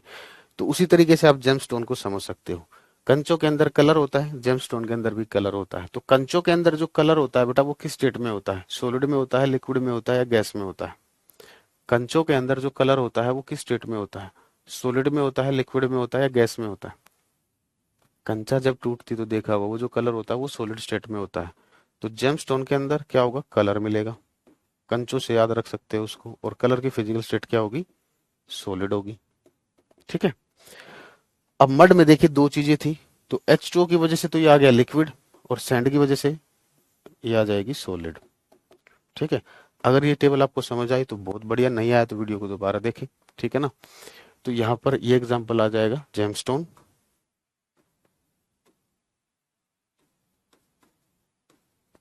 ठीक है।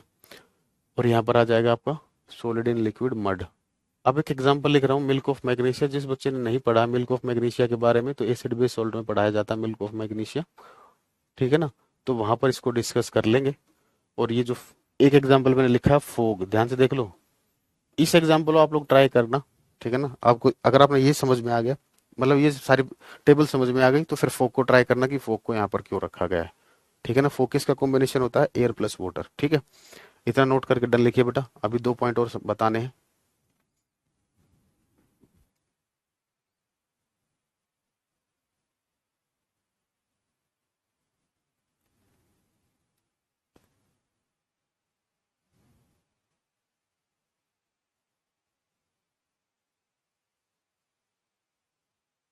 बहुत बढ़िया बेटा सियान।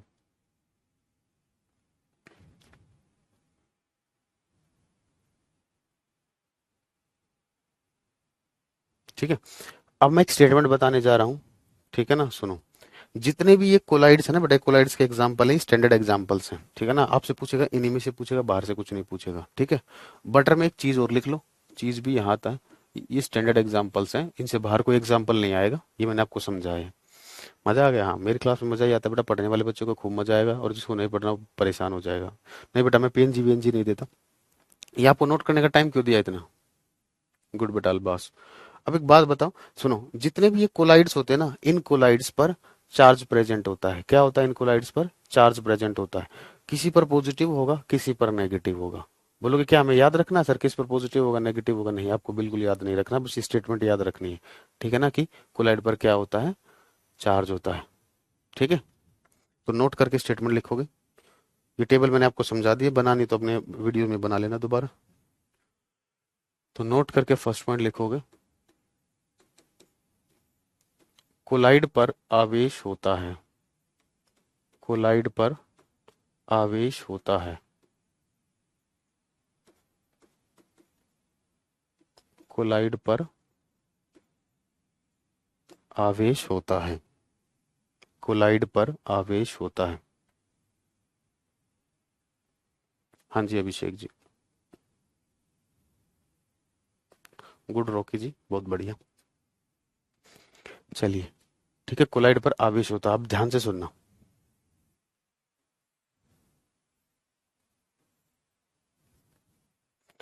हमने क्या किया, एक कोलाइडल सॉल्यूशन लिया। ये हमारा कोलाइडल सॉल्यूशन है, कोलाइडल मिक्सचर है। ये कोलाइडल मिक्सचर है। हमने इसमें से व्हाइट लाइट पास की। क्या किया?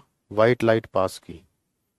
तो जब हम ये व्हाइट लाइट पास करते हैं कोलाइडल सॉल्यूशन से, तो ये क्या हो जाती है? स्कैटर हो जाती है, बिखर जाती है। ये थी व्हाइट लाइट, श्वेत प्रकाश। ठीक है, तो व्हाइट लाइट पास की हमने, तो एक सिंगल लाइट पास की थी, वो क्या हो गई? स्कैटर हो गई, बिखर गई। तो ये जो स्कैटरिंग होती है व्हाइट लाइट की, किसके द्वारा? कोलाइडल सॉल्यूशन के द्वारा। इसको बोलते हैं हम टिंडल इफेक्ट, हिंदी में टिंडल प्रभाव। टिंडल इफेक्ट, टिंडल प्रभाव। अब ध्यान से सुनना। तो ये यहाँ पर क्या हो रही है? लाइट स्कैटरिंग हो रही है, प्रकाश का क्या हो रहा है? परकिरणन हो रहा है, बिखर रही है। तो ये जो स्कैटरिंग की जो प्रॉपर्टी होती है बेटा, ये कोलाइडल सॉल्यूशन के पास होती है। ठीक है ना, स्कैटरिंग की प्रॉपर्टी किसके पास होती है? कोलाइड्स के पास होती है। आपने फिजिक्स में पॉइंट पढ़ा हुआ, ब्लू कलर ऑफ स्काई, आकाश का नीला रंग। तो ब्लू कलर ऑफ स्काई, आकाश का जो नीला रंग होता है, वो किसकी वजह से होता है? स्कैटरिंग की वजह से होता है। तो वहां पर बताया होगा सर ने आपको, वहां पर स्कैटरिंग कौन कराता है? डस्ट पार्टिकल कराते हैं, धूल के कण कराते हैं। और अभी मैंने एक्सप्लेन किया, डस्ट पार्टिकल किस में आते हैं? कोलाइड में आते हैं। तो बेटा स्कैटरिंग तभी होगी जब कोलाइड्स होंगे, अदरवाइज स्कैटरिंग नहीं होगी। तो स्कैटरिंग किसकी प्रॉपर्टी है? कोलाइड्स की। तो लिखोगे, प्रकाश का परकिरणन, प्रकाश का परकिरणन कोलाइड के द्वारा दर्शाया जाता है।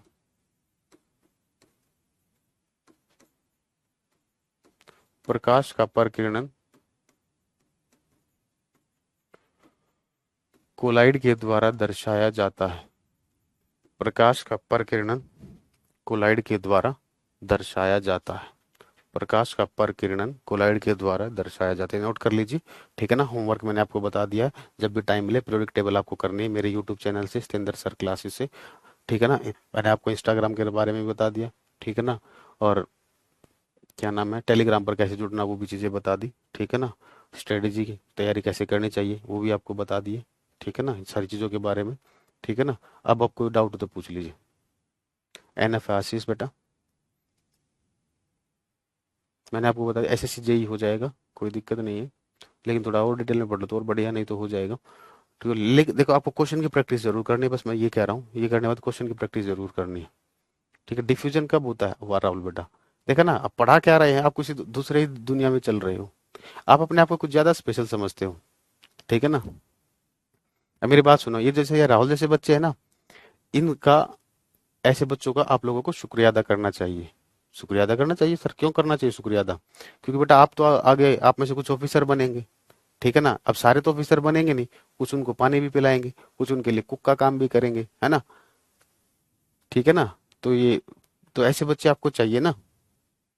ठीक है ना? इंस्टाग्राम आईडी बताया तो बच्चों ये है। तो सभी बच्चे राहुल को थैंक्स जरूर बोलेंगे, क्योंकि ये इंस्टाग्राम।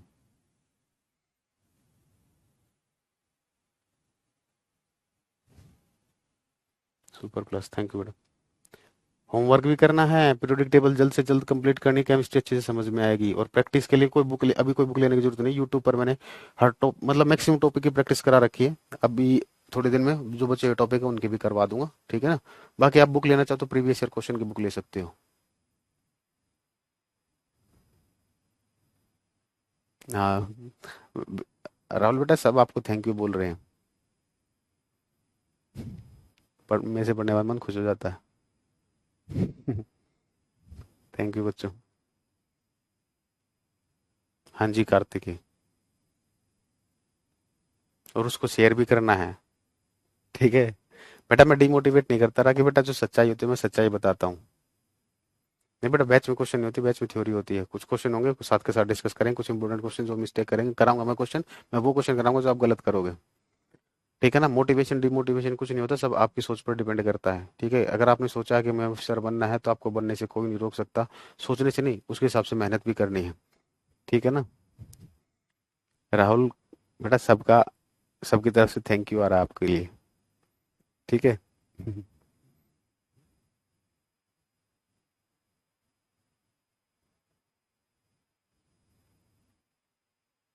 कर सकते हो निधि बेटा।